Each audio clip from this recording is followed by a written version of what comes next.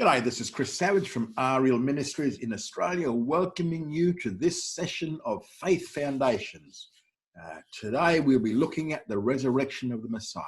I pray that this will be of benefit to you. Thank you. So we're looking at the resurrection of the Messiah, and this is part one. There's a few parts to this, but we'll get through it, and I'm sure you'll learn something. So the resurrection of Jesus is very important because it's the third part of the gospel. Remember that the gospel is that he died, he was buried, and he rose from the dead. So if there's no resurrection, the gospel is missing the key thing, and that's the resurrection. So we're going to look at it tonight. First up, we're going to look at the history of the resurrection, and then the order, and then later on down the track, we'll look at the theological significances and the results of the resurrection. So the dawning of the resurrection day.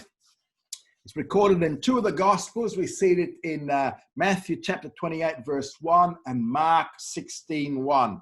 And what we see here is that Matthew 28, 1 states, "Now late on the Sabbath day, as it began to dawn toward the first day of the week, came Mary Magdalene and the other Mary to see the sepulchre." Now, key thing here, we need to understand what a Jewish day entails. When most Gentiles read this, when most people read this, and it says, "Now late in the Sabbath days, it began to dawn on the first day of the week," they think in terms of the early hours of Sunday morning. And from this assumption, that's when we have these, early morning Easter services. But that's not the point of the text. In determining the actual time of the resurrection, we must remember that the first day of the week for Jews is from sundown Saturday until sundown Sunday. So sundown Saturday to sundown Sunday is the first day of the week. And when it speaks about the term dawn here, what is it speaking about? It's referring to the time of day when light begins to appear. And that's before the sun itself begins to appear. That's how we speak about it today. But in the original meaning, the word dawn simply meant it was towards the beginning of a new day, regardless of what time of day it was. So when the text states late on the Sabbath day, it means going towards sundown of Saturday night. Remember, the gospel writers were all Jews, and the timing element they used was Jewish time, not Gentile time. Our day, our Gentile day starts at midnight, goes to midnight tonight to midnight tomorrow night. That's not the way the Jewish day is. The Jewish day is from sundown to sundown. The new day, so currently, 7:35 at night, this is a new day in Jewish time of reckoning. So the new day begins as soon as 3 stars appear after sunset. So the moment they see 3 stars in the sky, boom, new day starts. So when Matthew said late on the Sabbath day, this is Matthew 28, 1, when he said late on the Sabbath day, as it began to dawn toward the first day of the week, he meant it was late Saturday. It was towards evening. The sun had set and the first of the 3 stars was beginning to appear. So that was the dawning of the first day of the week. All right. Mark says, and when the Sabbath was past, it shows that he begins his timing by the time 3 stars had already appeared on Saturday night. So on Saturday evening, the women now went to visit the tomb. After the Sabbath was finished, they now go down to visit the tomb. The resurrection then actually occurred sometime between the hours of late Saturday night and the early hours of Sunday morning. Again, we need to keep in mind that Saturday night is already the first day of the week. And if we keep this in mind, these passages, we can understand these passages of Scripture. We need to understand that a Jewish day starts at sundown. The moment they see 3 stars in the sky, sundown, that's when the new day starts. So in actual fact, It's now Tuesday in a Jewish time of reckoning. It's because a new day started. All right. The opening of the tomb, we can see this in Matthew 28, verses 2-4. And behold, there was a great earthquake, for an angel of the Lord descended from heaven and came and rolled away the stone and sat upon it. And his appearance was as lightning, and his raiment was white as snow. And for fear of him, the watchers did quake and became as dead men. The watchers are the Roman soldiers. So this is the opening of the tomb, and it tells us three things that happened. First of all, we had an earthquake. And if you remember, there was another earthquake just 3 days before. So we had two earthquakes within this 3-day span. At the time that Jesus died, there was an earthquake. Now at the point of his resurrection, there's another earthquake. So the second thing that happened was that an angel appeared and he rolled away the stone. And by so doing, he would have broken the Roman seal that had been placed on that stone. The third thing that happened was that the Roman guards who were stationed at the tomb were so filled with fear that they couldn't even move. They were petrified. It says they became as dead men from their fear. They were literally scared stiff and couldn't so much as move. I mean, if an angel comes down and rolls away the stone on his own, mate, you'd be pretty frightened yourself. So the reason that the Roman guard had been stationed there was to make sure that no one rolled away the stone. They were to arrest anyone who tried to do that. But I can guarantee that none of the Roman soldiers here would have tried to arrest this angel. They were scared stiff. And now we see the arrival of the women. Now, this is the women who visit the garden tomb. And we see this in Matthew 28, verses 5-8. Also in Mark 16, verse 2-8, and Luke 24, 1-9, and also John 20, verse 1. So by the time the women actually arrived at the tomb, there was some light, for the sun had already begun to slowly rise. So it wouldn't have been pitch dark.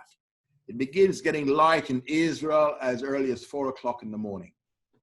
So the women set out in two groups. Mary Magdalene started out alone, and she was the first to arrive in the area of the garden tomb. So she's the first one down there. And she saw the stone rolled away and the tomb empty. But she left it pretty quickly before she saw any angels. And then another group of several women arrived, and they saw that the stone was rolled away and the angel was standing there. Now, as they were coming to the tomb, in Mark chapter 16, verse 3-4, Mark records their conversation. And they were saying among themselves, "Who shall roll us away the stone from the door of the tomb?"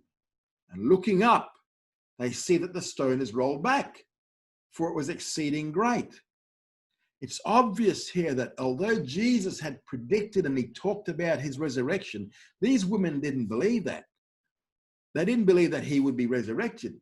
Why? Because they were heading for the tomb for the purpose of embalming him. They were going to embalm the body, not to witness the resurrection. They were going to go in to prepare the body. They were so concerned about someone's being able to roll away the stone for them that they could enter the tomb and embalm his body.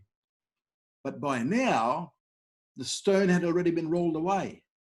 The Roman guard had recovered from being scared stiff, and they were able to run away from the area because they weren't there when the women got down there. And then Mark then tells what happened next in verse 5. And entering into the tomb, they saw a young man sitting on the right side, arrayed in a white robe, and they were amazed. So they saw one angel, although Luke 24, 4-5 points out that there are actually two angels. In Luke, it says that it came to pass while they were perplexed thereabout, behold, two men stood by them in dazzling apparel. And as they were affrighted and bowed down their faces to the earth, they said unto them. Now, some people have seen a contradiction here, but there's really no contradiction at all, because Luke simply states how many angels were actually present. There were two. He says so. But when the woman looked inside, they saw one, and only one was actually speaking to the women. And Mark emphasized, as did Matthew 28, verse 5, the one angel who was actually doing the speaking. So there were two angels, but only one was speaking it. And both Matthew and Luke, Matthew and Mark only write about the one who was speaking. So there's no contradiction. Now, what the angels told these women to do is given in Matthew 28, verse 6 to 7. Now, we haven't seen Jesus yet. It says, the angel says, he's not here, for he is risen, even as he said. Come, see the place where the Lord lay, and go quickly and tell his disciples he is risen from the dead. And lo, he goes before you into Galilee. There shall you see him. Lo, I have told you. And Luke 24, 5 to 7 adds, and as they were affrighted and bowed down their faces to the earth, they said unto them, why seek ye the living among the dead? He's not here, but is risen. Remember how he spoke unto you when he was yet in Galilee, saying that the Son of Man must be delivered up into the hands of sinful men, and be crucified, and the third day rise again. They'd forgotten all about that. So the message of the angel was twofold here. First of all, don't bother to look for the body of Jesus, because the Messiah has risen, even as he himself had prophesied he was going to rise. Secondly, they're told to go and tell the disciples, and Peter in particular, that he's risen from the dead. It's important to tell Peter because, remember, earlier on, Peter had denied the Messiah 3 times. And now Peter needs to be comforted. You know, he needs to have a little bit of reassurance that all is not a failure. And so the disciples were to move on to Galilee, where he would meet them. Remember, they're all still in Jerusalem. Jesus had told the disciples during the last Passover that when he was arrested, they were not to remain in Jerusalem, but go up to Galilee. Galilee's up north. And he was going to meet them there after his resurrection. Now, because the disciples didn't really believe in the resurrection, they never followed Messiah's commandment and go to Galilee. They were still in Jerusalem. So the order now is given the second time. And this is from the angels now. And this is from the angels to the women. The disciples are to go up to Galilee, where Jesus will meet them in Galilee. Now, you think they're going to do that? Now, these women responded in 3 ways. First of all, they remembered Jesus' prophecy that he would be raised from the dead.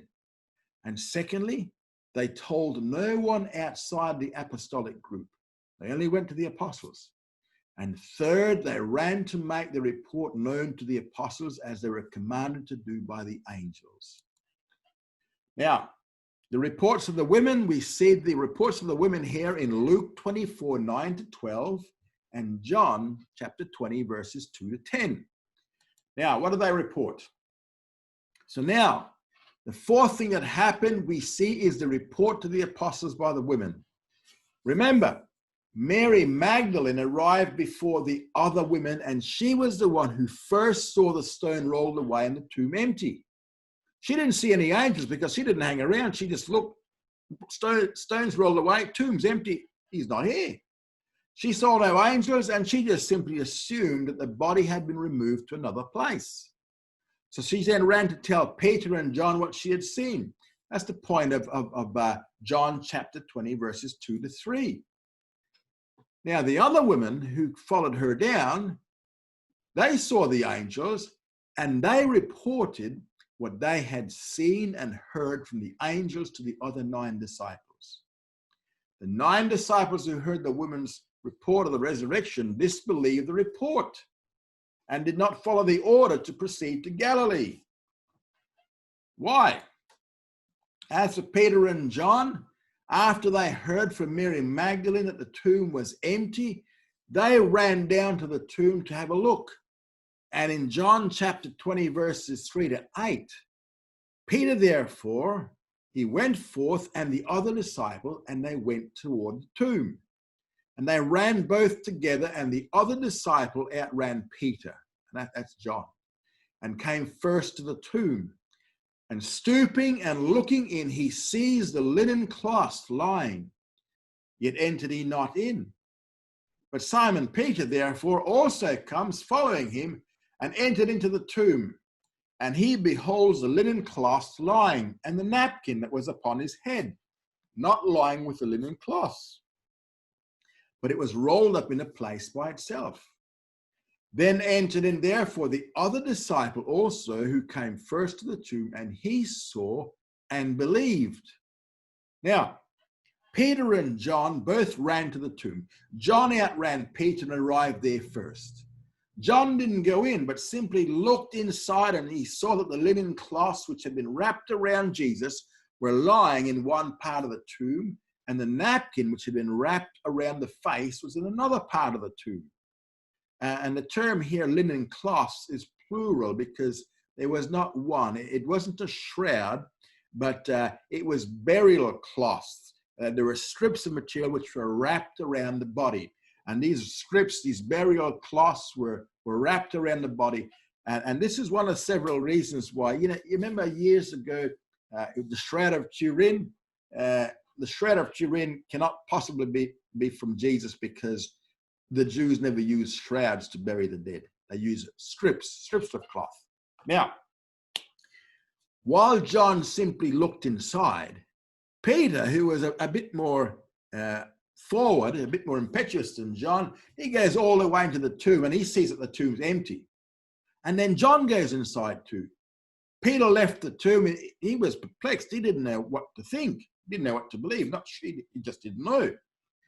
But John left the tomb believing in the resurrection. Apparently, one of the reasons for John's belief is that when he saw the linen cloths, linen strips, they were still rolled up, right? They were not unrolled or scattered, which is what one would expect to see if someone had removed them from the body. For example, cast your mind back to when Lazarus was resurrected. What did Jesus say? Jesus told the audience to unwind the strips of cloth in which Lazarus had been wrapped. But in the case of Jesus, the strips of cloth were never unwound, which means that the resurrection occurred through the linen cloth. That's why this strip of cloth was still wound up, but it was lying flat. Now, the next appearance to Mary Magdalene. This is the first appearance now where Jesus is going to appear to the women. The first appearance here is to Mary Magdalene, and we see this in Mark chapter 16, verse 9 to 11, and John chapter 20, verses 11 to 18. So now Peter and John, they've left the tomb area, and now Mary comes back down. She was still in a state of unbelief, and she simply assumed that the gardener, or someone else had removed the body. So she comes down to try and find where's the body so I can embalm him. And we see in John chapter 20, verses 11 to 12. But Mary Magdalene, was standing without the tomb weeping. So she wept. She stooped and looked into the tomb, and she beholds two angels in white sitting, one at the head and one at the feet where the body of Jesus had lain. So finally, Mary, who had not seen the angels earlier, she now sees two angels this time. But she didn't recognize them to be angels because they appeared simply as young men. And so what happened? In verse 13, what we see there is that when they asked her the question, "Woman, why weep you? What are you crying for?" She answered, "Because they've taken away my Lord, and I know not where they have laid him."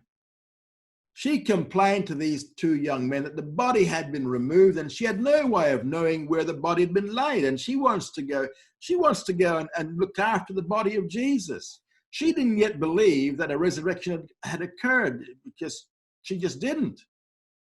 Now, finally, Jesus appears. And the fact that Mary Magdalene was the first to see the resurrected Messiah, we see in Mark chapter 16, verse 9.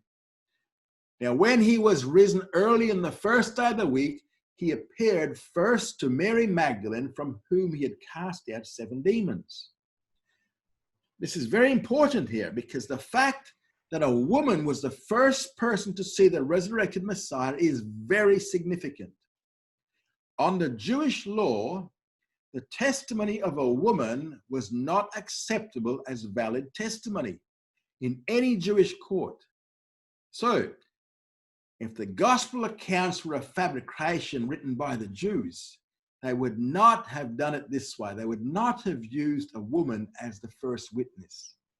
If it were as a fabrication, they would have chosen the first eyewitness of the resurrection to be men, because that would have been far more acceptable in the Jewish community. And the fact that the first appearance of Jesus was to a woman validates the gospel accounts. The reason they had to write it this way is because this is the way it happened. He appeared first to a woman. Now, the first one to see the resurrected Jesus then was Mary Magdalene, but she didn't recognize him immediately. After speaking to the 2 angels, suddenly he appeared to her. And he now asked her the same question the angels had asked her. And we see this in John chapter 20, verse 15. Jesus said unto her, "Woman, why weep you? Whom seek you?" And so she mistakenly concluded that the one speaking to her was the gardener. And she wanted to know where he may have placed a body so that she could go to that particular place. Only when Jesus says to her, "Mary," and said it in a way that was familiar to the ears of Mary, did she recognize him to be the Messiah. And we see this in John 20, verse 16. And she said to him in Hebrew, "Rabboni," which literally means my teacher or my rabbi. So something in the voice, something in the way he spoke to her, identified him to her. Now, what's obvious about the resurrected body of Jesus is that there were enough changes in the resurrected body so that he was not recognized immediately. Now, on the other hand, there were enough similarities that eventually people did recognize that this was the same one who had previously died. This would be very similar to a situation which, we'd have all have experienced. For example, 2 friends lose touch over many years, and in years later they see each other, not quite sure, I know the face, so there's a lot of changes take place over the years because of age, so that recognition is not immediate. But there are enough similarities that after a while, it's clear that this is the same person who was a friend years earlier. So this is the nature of the resurrected body. There are enough differences so that recognition is not immediate. But there are enough similarities to show that the person who was resurrected is the same one who died. It's the same body resurrected from the dead, but it's changed in various facets.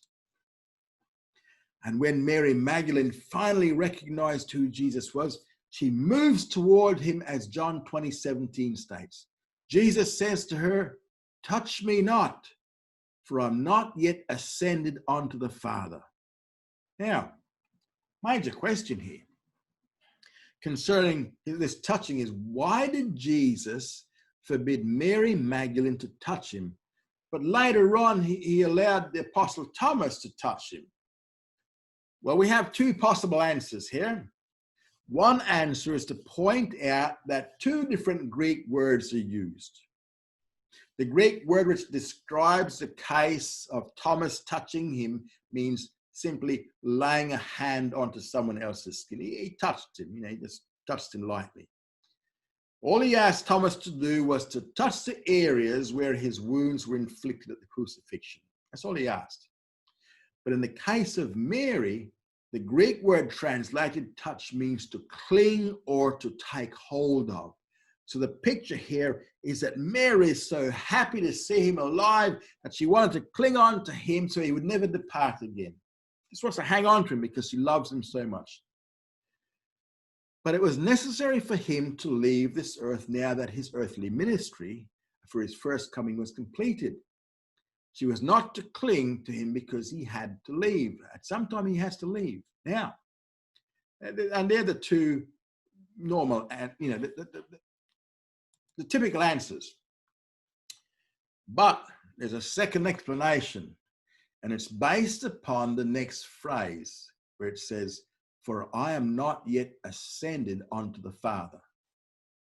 Now, according to Hebrews chapter 9, verses 11 to 12 and verse 24, and also Hebrews 10, verse 12, it was necessary for the heavenly sanctuary to be cleansed with blood.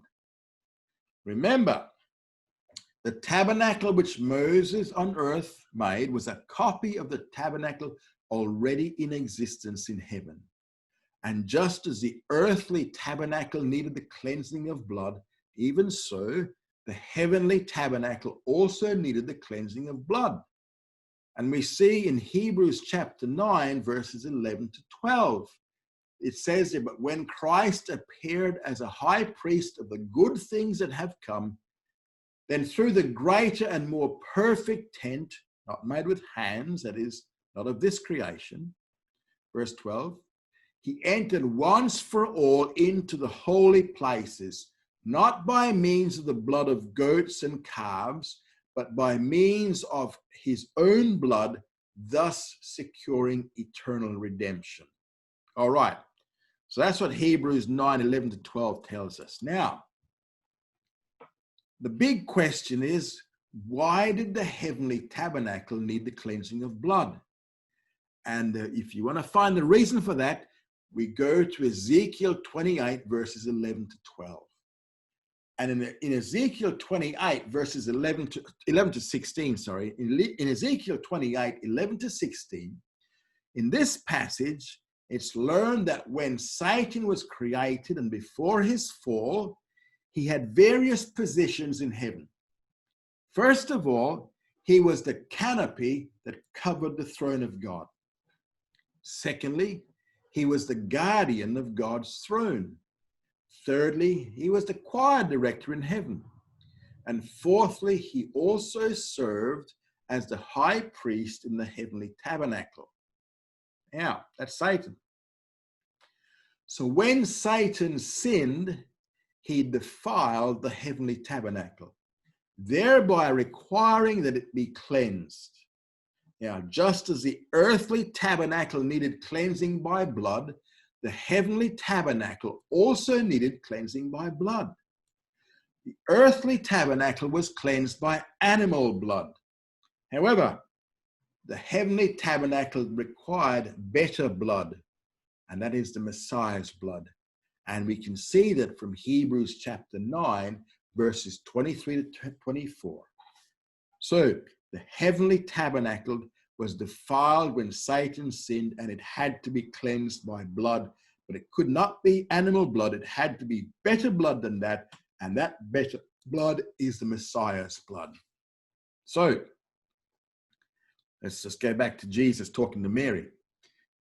At this point in the resurrection, Jesus needed to take his blood, ascend into heaven, and sprinkle the heavenly sanctuary. Thereby, he would have cleansed it. And just as the earthly priest could not be touched, this is the high priest, this is the earthly high priest, could not be touched until his day of atonement sacrifice was completed. Same thing with Jesus. He could not be touched until the heavenly sanctuary was cleansed. And this meeting between Jesus and Mary Magdalene occurred just before he ascended into heaven to cleanse the heavenly tabernacle. And for this reason, Mary was forbidden to touch him at this point, because he had not yet ascended unto the Father. So sometime between this event and the time he talked with Thomas, a whole week later, Jesus had ascended into heaven, cleansed the heavenly tabernacle, and then returned to earth for the purpose of spending 40 days instructing his disciples. The fact that Jesus would ascend into heaven before his disciples would see him is implied in the next sentence in John chapter 20, verse 17. He told Mary, "Go unto my brethren and say to them, I ascend unto my Father and your Father, and my God and your God." So now Jesus instructs Mary Magdalene to tell the disciples concerning the truth of the resurrection and that he was about to ascend to the Father. Something else here. Note what he says. He says the disciples, he calls the disciples, he now calls them brethren. They're no longer referred to as only disciples or servants, though he still used those terms. They are now also his brethren, because there is now a new relationship between Jesus and all believers as a result of the resurrection. Therefore, they are now his brethren. And keeping now with Jesus' instructions, Mary Magdalene reported of the resurrection to the disciples. Now, according to Mark 16, verse 11, the first eyewitness of the resurrection was disbelieved. And they, the disciples, when they heard that he was alive and had been seen of her, disbelieved. They would not believe Mary's testimony. And this would be in keeping with the Jewish view of that day, that a woman's testimony was not acceptable. So now we have a second appearance to the women. And this is his appearance to the other women now. After Mary had gone, the other women came into the garden again.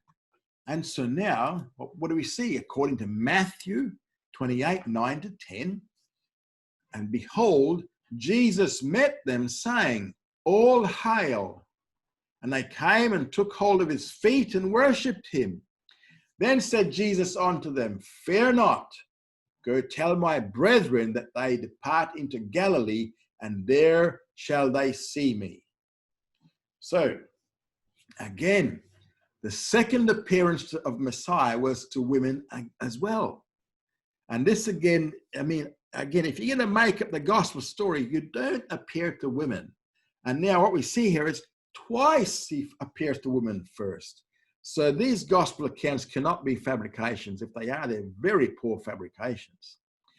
All four gospels were written by Jews, and Jews would not fabricate an account which recorded that both the first and second appearances were to women, knowing that such a testimony would not be acceptable in the Jewish world of that day. If this were a fabrication, then they would have clearly stated that it was men who first witnessed the resurrection. Because it did not happen that way, they had to report it as it actually did happen, that both the first and second appearances were to women. Now, having seen the resurrected Messiah, they took hold of his feet and they worshipped him. The fact here that he readily accepted their worship shows that he recognized and accepted their claims and belief that he is indeed God. He instructed the women not to be afraid. He was not a ghost. He wasn't like an apparition. He was the resurrected Messiah. And they, the women like Mary, were then told to go and tell the disciples what they had seen. So for the second time, Jesus called the disciples my brethren. And this is their new relationship in light of the resurrection. They were, these bunch of women were to go and tell the disciples again that they were not to stay in Jerusalem, but they were to go up to Galilee and he would meet them there. So this is the third time that these disciples received specific instructions to proceed to Galilee and he would meet them there. Now, as with the instructions given by Mary Magdalene, those given by the other women were also disbelieved. And the result was that the disciples did not proceed into Galilee. They simply did not believe that a resurrection had occurred. Now, what's the report of the guard? They've got to come up with a story. Now, this is the seventh historical event, and this is the report of the guard, guards, which we see in Matthew 28, verse 11 to 15. Now, while they were going, behold, some of the guard came into the city and told unto the chief priests all the things that were come to pass. And when they were assembled with the elders and had taken counsel, they gave much money unto the soldiers, saying, Say ye, his disciples came by night and stole him away while we slept. And if this come to the governor's ears, we will persuade him and rid you of care. So they took the money and did as they were taught. And this saying was spread abroad among the Jews and continues on till this day. So the guard spoken of in this particular passage was the Roman guard who was assigned to make sure that no one rolled away the stone. But they couldn't do anything to stop the angel from rolling the stone away. They were fearful about reporting directly to Pontius Pilate because their failure could mean the death sentence. Instead, they went to the chief priest and reported all the events that occurred. Once again, a conspiracy now takes place. And the chief priests, who were Sadducees, assembled together with the elders, who were the Pharisees. And what did they do? They collected a large sum of money and paid the soldiers to go around telling everybody that while they were sleeping, the body was stolen by the disciples of Jesus. Simple question. If they were asleep, if they're asleep on the job, they would have been executed under Roman law. So the conspirators told these soldiers to spread the story in Jewish circles only. If for some reason this got back to Pontius Pilate, who by now was back in Caesarea, the conspirators would intervene in such a way that nothing evil would befall them. So they began spreading the most common and the oldest theory about the resurrection, the stolen body theory. And Matthew states that this theory was popular and continues on till this day, which means until the day that Matthew wrote the gospel. But it's true also today. To this day, there are people teaching that the disciples, they stole the body of Jesus. But the way the soldiers told the story proved it not to be so. The story was that while they were sleeping, the disciples came and stole the body. Now, if they're sleeping, how would they know who stole the body? They were asleep. There's no way that they could know who stole the body if they were asleep. So it's bunkum. If the body of Jesus had been stolen, as many still believe today, only one of two groups would have been willing to take the risks involved in stealing the body. Either his friends or his enemies. People who were non-committal or neutral would hardly risk their lives to steal his body. One group which would be interested in stealing his body was his friends, the 11 disciples. However, if the disciples had stolen the body, then their later conduct seems to be contradictory. Of the 11 disciples, 10 of them died martyrs' deaths. Some of them died horribly by crucifixion. Some died by being boiled in oil and by being skinned alive. Even the one who was not martyred, who was John, he died as an exile on the island of Patmos. A number of these disciples were given the opportunity to recant before being executed. What does that mean? It says, just tell us that it was all a lie, that he was not resurrected, and you'll live. If they had recanted and renounced Jesus, they would have been set free, or at least they would have died a more merciful death. So it's impossible to believe that the 10 disciples would be willing to die as martyrs for something they knew was a lie, or that John would be willing to be exiled in the Isle of Patmos for what he knew was a lie. It's impossible to believe that these disciples would be willing to suffer as much as they did if they knew the resurrection story was a lie. The only way to adequately explain the way they gave their lives is that they truly believe that the resurrection occurred. Now, the other group who would be interested in stealing the body of Jesus would be his enemies. Yet, later on, their actions will show that they didn't have any knowledge of his stolen body. In the book of Acts, the disciples began preaching the resurrection. And the opposition came from the same leadership who conspired to kill him, the same leadership that paid off the soldiers.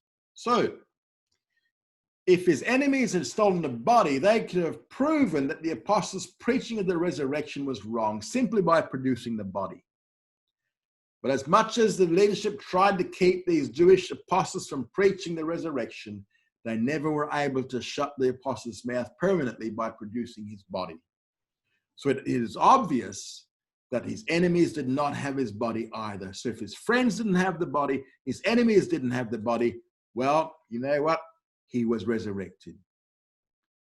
We now see a third appearance to two disciples on the Emmaus Road. Now, we see this in two Gospels. We see this in Mark chapter 16, verse 12 to 13, and Luke chapter 24, verse 13 to 32. What do we see? These two disciples were not part of the apostolic group. They're not part of the 11. For all the apostles, they stayed in Jerusalem, even though they were supposed to have gone to Galilee. And Luke 24:18 states that one of these disciples was named Cleopas, who was not one of the inner 12.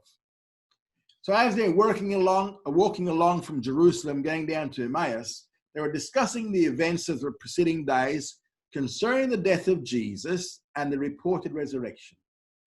And a third figure comes alongside, and they didn't recognize this third figure. And in their discussion with Jesus, they don't know it was Jesus, they revealed things they believed and things they disbelieved. There are four facts they believed. First of all, these disciples believed him to be a prophet of God. We see this in Luke 24, verse 19. Secondly, they believed that he authenticated his prophetic office by his words and his works. For remember, his miracles authenticated his claims. Again, we see that in verse 19. Thirdly, they believed that he was the Redeemer of Israel in verse 21. And fourthly, which seemed to disqualify the first three, they believed that he was crucified by their leaders. So, the fact which they did not believe was the report by certain women who having been early at the tomb, claimed to have seen the resurrected Messiah. So they believe all these things, and they're walking along talking to this stranger. And at this point, Jesus scolded them for their unbelief and began to expound to them the messianic prophecy. And that is all the prophecies concerning the first coming. And as he expanded upon the prophecies of the Old Testament, their heart began to burn within them while he opened to them the scriptures and helped them to understand. That's in verse 32 of Matthew 24. And when they arrived at Emmaus, he was invited into their house for supper. And just as he broke the bread, every Jewish meal begins with the breaking of bread. There was a blessing and the breaking of bread. And at that moment, when he broke and blessed the bread, they finally realized that this was the resurrected Messiah. And just as that recognition came, he suddenly disappeared, gone. And they immediately raced back to Jerusalem to go and report to the 11 apostles. But Mark 16:13 points out that they did not believe these two disciples either. So they've now had three people tell them that Jesus has been resurrected.